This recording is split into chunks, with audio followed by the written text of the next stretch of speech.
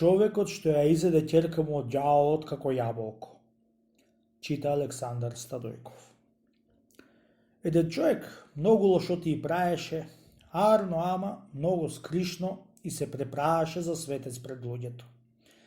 Ѓаволот, за да го извадит на мегдан да го видат луѓето за поздраво дајат во вечната мука, еве како го направи полош за да биди. Си патувал човекот од градот свој завој до село и беше го фатил еден многу силен дожд насред пат. Ѓаволот беше му се представил личне натопен од дожд на лице човечко. Го гледат човекот ѓаволата го и се чудит, оти да не му се да врнат тие лиштата, бидејќи и тој пред да го одеше во силниот дожд. Пријателе, му рече ѓаволот, што се чудиш на мене, оти не сум заврнат од дожд? Кога да знае човек маривет, не тргат на ништо мака. Што мариве ти баш, пријателе, ако не би кажеш? Му рече човекот. И ѓаволо, лели, тоа чекаше. Марифе, тој е лесен, му рече ѓаволо. Ете како да сториш другаш. Едно те фати некој силен дожд, слечи ја лиштата и седни данив, дори да преврни дождо и после облечи се. Ето ти суи ја лиштата, а снагата како на бања окапана. Го врза да ум човекот ѓаволското поучување. Утрото да враќање пак ти го ватило дожд и се слекол за да го обиди мариветот што му го казал добромислениот човек што го срел претходниот ден. И слекол и останал уште кошулата за да ја слечи. Ѓаволот, што ти велат, ни ора ни копа, само луѓе брка, одејќи му по трагот од човекот, беше бил зад него и му ја украла лиштата. Бри, си рекол со умо, што ми се сторија лиштата? Бареј тамо, бареј вамо, и нема. Ѓаволот се престорил, ѓоајди оддалеку со ќерка си заедно и ја лиштата него и кај му и носи. Што така, пријателе, му рече ѓаволот, си гол? Зер твои се тови алишта што му и грабнав од волко? Нели се твој нати и ти се молам, подржи ја ќерка ми за рака да појдам, да си го зебам оружјето за да го убијам волко, оти сакаше да би ја изеит ќерка ми.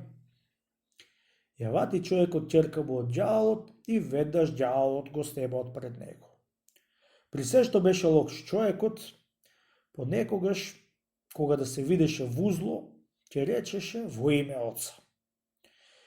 И тогај, кога му заѓеда ѓаволот од пред него, рекол во име Оца. И веднаш ќерка му од ѓаволо исчезна од раката му.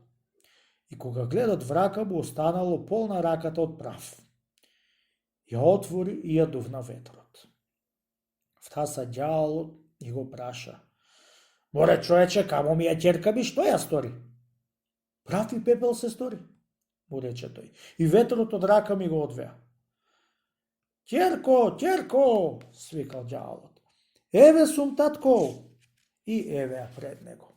На, држи ја, пријателе, ќерка ми, оти таа ќе ти биде за домаќинка. Пак го стеба од пред него и ќерката го грабна за рака. Одејќи со неа малку, дошол покрај боре и ја фрлил в боре чупата за да се удаит. Си тргна уплашен да си ојде и го втасал ѓаволот. Човече, му рекол, камо ја ќерка ми, што ја стори ако не ми кажеш?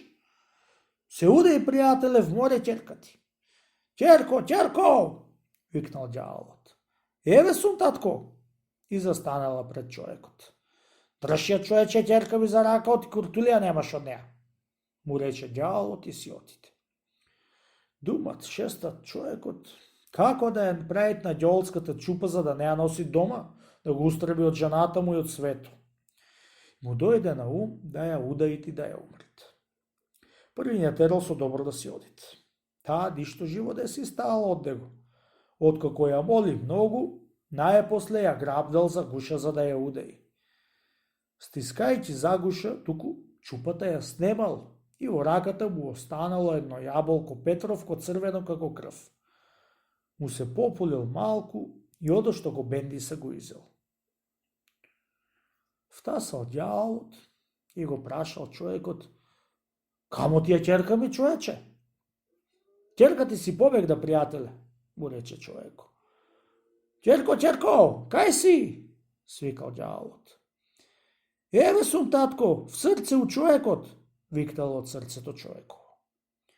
Седи, ќерков, натре, е рекол ѓавот. И јас тоа сакав.